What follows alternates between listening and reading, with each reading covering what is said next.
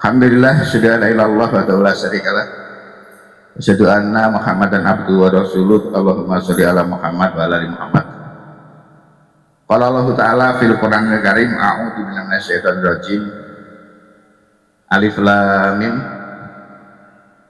Dzalikal kitabu la raiba fihi lil muttaqin. Al-ayah. Alhamdulillah, Bapak-bapak, Ibu-ibu, sehat semuanya? Alhamdulillah sehat, sehat jasmani, sehat rohani, sehingga bisa hadir di majelis ini, majelis yang luar biasa, yang mestinya terus ya, bahwa subuh itu kita melaksanakan jamaah subuh, kemudian kita lanjutkan dengan kuliah subuh. Tapi biasanya tradisi-tradisi ini masjid, musola-musola dalam rangka untuk menggembirakan Ramadan, mengisi kegiatan-kegiatan Ramadan yang penuh berkah dengan kegiatan-kegiatan yang akan dilipat gandakan pahalanya oleh Allah. Semoga kita terus bisa melaksanakan sampai nanti akhir, karena kita berharap-harap terus untuk kita bisa dipertemukan dengan Ramadan. Amin Allahumma. Salawat dan salam marilah kita tujukan kepada uswah hasanah kita, panutan kita, Rasulullah Muhammad SAW. Semoga kita ini melakukan hal-hal yang memang sesuai dengan apa yang dilakukan Rasulullah. Sunnah Rasul itu jadi kita, sunnah Rasulullah sesuai dengan pemahaman salafus soleh, para sahabat-sahabat Rasul. Karena pemahaman itu banyak sekali ya, pemahaman-pemahaman yang ada, kita pilih bahwa kita ini mengikuti sunnah Rasul sesuai dengan pemahaman sahabat. Bapak Ibu-ibu, tadi di depan sedikit saya sampaikan ayat dalam surat Al-Baqarah yang sudah lewat, kita ada Rusia ya. Alif lam mim dzalikal kitab la raiba fihi hudal lil muttaqin. Saya hanya ingatkan bahwa apa yang kita baca itu memang ada hal yang isinya, inilah kitab Al-Quran gitu, hudal lil muttaqin, la raiba fihi hudal lil muttaqin. Tidak ada keraguan di dalamnya Quran itu, dan tidak ada keraguan kita di dalam memahami Al-Quran itu, mencerna Al-Quran itu, memakai Al-Quran itu, yang Al-Quran itu adalah hudal lil muttaqin. Bapak Ibu-ibu, saya ingatkan bahwa Quran itu adalah hudan, petunjuk itu. Kita kan mencari petunjuk terus, ihdinas siratal mustaqim lagi. Terus dalam sholat kita minta kepada Allah ihdinas siratal mustaqim. Dalam surat Al-Fatihah kita baca setiap waktu kita melaksanakan sholat. Tunjukkan jalan yang lurus. Minta ditunjukkan petunjuk jalan lurus dari apa? Dari Al-Quran. Hudal lil muttaqin. Bahwa Quran itu adalah hudan, petunjuk kita. Petunjuk itu, namanya petunjuk itu kan harus diketahui arahnya kemana, kata dia. Ada petunjuk belok kanan mestinya tujuan kita. Tapi kalau kita belok kiri, ya nggak mungkin kita sampai. Kita harus petunjuknya belok kanan, kalau ke Kudus kok. Malah kita belok kiri, sampai ke ya sampai kemana-mana tujuannya begitu kan. Nah makanya petunjuk yang ada di dalam Al-Quran itu berisi macam-macam itu kan, ada perintah, larangan gitu kan, ada kisah-kisah dan seterusnya. Itu ya harus dibaca gitu, dibaca dan diketahui maknanya itu apa, sehingga orang harus mengkaji gitu. Mengkaji. Kalau enggak dibaca, tidak diketahui maknanya, itu ditegur oleh Allah. Nah, ditegur oleh Allah kita. Alam yaknil ladzina amanu an tasa'al qulubuhum li dzikrillah, itu kan disebutkan dalam Al-Quran.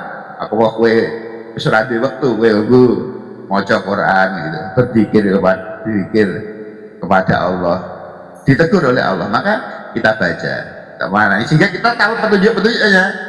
Petunjuk dalam Al-Quran itu apa? Oh, tidak boleh makan babi, oh tidak boleh makan darah, oh tidak boleh judi, oh tidak boleh riba, oh boleh baca Quran, oh boleh sedekah. Itu kita tahunya dari Al-Quran. Kalau enggak ya mungkin dalam Al-Quran pun dalam rangka karena kita mengaji Al-Quran, maka katakan di situ bahwa hudal lil muttaqin. Kita orang-orang yang bertakwa kan, orang-orang yang bertakwa seperti yang seperti yang sekarang kita lakukan, bahwa ketakwaan kita ini sedang digembleng oleh Allah, sedang dimantapkan dengan adanya saum Ramadan ini. Maka ketakwaan itu akan semakin kuat pada diri kita, dan kita tunjukkan bahwa amal-amal yang kita lakukan itu ada sesuai dengan Al-Quran, sehingga Al-Quran akan jadi petunjuk kita. Maka harus dibaca, dipahami, kita dengarkan, kemudian kita laksanakan. Melaksanakannya pun nggak sembarangan melaksanakan, tapi melaksanakan dengan ikhlas itu.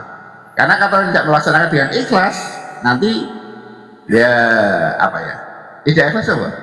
Ya akan jadi riya gitu ya, akan jadi syirik dan seterusnya kalau orang tidak ikhlas itu. Maka ibu-ibu dan bapak-bapak, bahwa di situ ayatnya dilanjutkan dengan la raiba fihi, ya, tidak ada keraguan. Kita memahami itu tidak ada keraguan. Ada keraguan maksudnya mantep gitu, mantep. Namanya orang tidak ragu-ragu, wes ini ke Semarang ya sudah, saya ke Semarang. Tapi kalau ragu-ragu, tekan Bangjo, ini kok ngiwo pengenengan ya, apa nek tol ya, mengiwo malah metu. Padahal kudune meh lurus tekan Jakarta. Kudune meh nang Yogya malah nengok ngiwo, sehingga malah sampai ke arah Jakarta. Dia keliru kan kalau tidak mantap. Makanya Quran itu harus mantap dari diri kita. Kita mengatakan la raiba fi, Allah mengatakan la raiba, tidak ada keraguan. Tapi kenyataannya manusia itu ada keraguan terus dengan Al-Quran. Tidak begitu mantap. Orang belajar Al-Quran pun begitu kan, nggak mantap. Nek zaman dulu waktu saya belajar Al-Quran pertama itu orang nangger sekolah nanggur madrasah, sekolah nanggur agama, ngaji nang masjid itu mengatakan bahwa iki meh dadi mudin gitu ya. Meh dadi mudin itu wong dianggap bahwa iki meh dadi mudin gitu. Iki calon mudin cilik gitu. Itu tuh malu orang dikatakan begitu meh dadi mudin. Padahal mudin untuk bengkok kira. Sekarang jadi mudin rebutan. Jadi mudin rebutan. Sekarang jadi mudin rebutan. Jadi hal itu akhirnya nggak boleh kita tunjukkan bahwa kita yakin gitu. Kita yakin bahwa Al-Quran itu merupakan wahyu dari Allah yang isinya luar biasa. Luar biasanya isinya. Nanti ada orang yang mengatakan, wah karena isinya luar biasa, maka ada namanya kitab Istanbul itu ya, Quran Istanbul itu yang kecil sekali. Ada yang pernah lihat? Jangan ya. Kecil sekali, saya pernah lihat buku sak Quran besarnya gitu kok jadi segini gitu, kecil sekali gitu. Hari ini di kalung non ini pitik ditembak orang mati, pitik itu dikebal gitu ya, itu dikebal gitu, buku kekebalan, regane miliaran katanya begitu. Maka itu bukan